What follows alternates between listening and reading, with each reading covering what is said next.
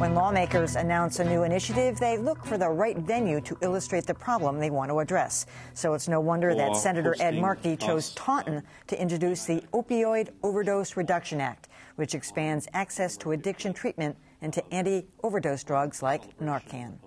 Some people call heroin and prescription drug abuse a silent killer, but we can no longer be silent.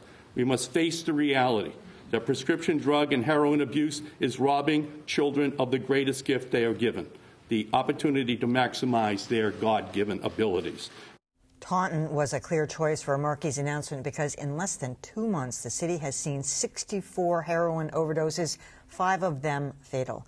My next guest's son is part of that grim statistic. Susan Sears' 32-year-old son, Eric, died of an overdose last month. He was found in Susan's Toyota Camry, parked outside a CVS after injecting heroin, likely laced with the prescription drug fentanyl. Susan, thanks for joining us. Thank you. I know you were at the Ed Markey event, and you were at the Taunton meeting, too. You know, the state police just put out a statistic today that since November 1st, 185 fatal overdoses of heroin. So it's really on the rise. What happened with Eric? How long had he been using? We had a problem for about 5 years, five and a half years, where we'd go in to get help, and then he'd come out, he'd do well, and then he just would slip again. We could never get long-term help. Was he able to maintain relationships? Could he maintain a job at the time?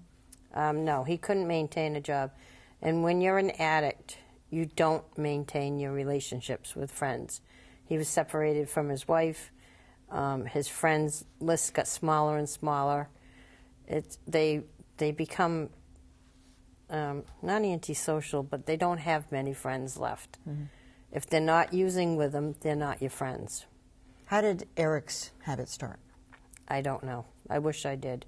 How long ago do you think it started? You think it was 5 years ago? 5.5 years, like that, yeah. Did you ever talk to him about it? Every single day. And I believed him every time he said he was clean, right up to that week. And if I could do it over again, I'd never believe a thing he said. Mm-hmm. And I would go with my gut feeling. Mm-hmm. But it's too late. So how did the interaction go day to day? You know, he would tell you he was clean, but did he say that he wanted to get help? And was he interested in going into some sort of facility? That week, he had called JetBlue to check on airline fares to go to Florida to go into some program. A friend of his had just was in. He was getting help. He was trying to get help. He was seeing a doctor, but appointment once a week isn't enough. He wasn't going to the meetings as much as he should have been. It just, I don't know. I took him to court the week before to try to get him sectioned, which means the court forces him into a program, and I got turned down. Why? Because his urine was clean. Because you can take things and do things to make it clean. Mm. So the judge said, one judge says because it was a Friday, they didn't like to do anything, and the other judge said that she didn't think it was necessary. So I would like to ask them what they think now. A week later, he was gone. Have you tried going back to them? I'm going into the courthouse on Monday. They did arrest his dealer, and I want him to be charged with manslaughter. So I'm going in there with a group of other concerned parents, and it would be wonderful if it was one of those judges that turned me down. So they did track down who the dealer was, but he wasn't. He was not a supplier. He's just a two-bit. He is, and my hope is that if they start doing more to them, they will give the names of the people higher up. Mm-hmm. But during the press conference with Senator Markey, the fireman got called away for another overdose. And I believe I heard that they didn't make it. Hmm. So, I mean, how ironic, right in the meeting of the drugs. But they need to, they're only focusing on the Narcan.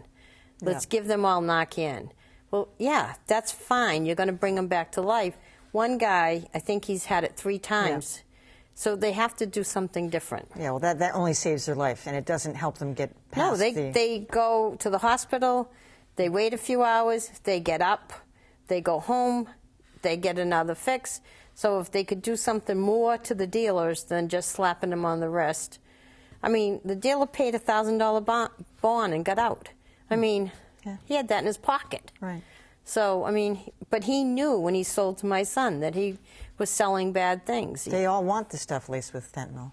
How did Eric pay for this? Was he robbing people? What did he do? He robbed me blind. And he would cry to his father for money all the time. And his father believed him. I mean, addicts are the best liars in the whole world. You absolutely believe everything they say.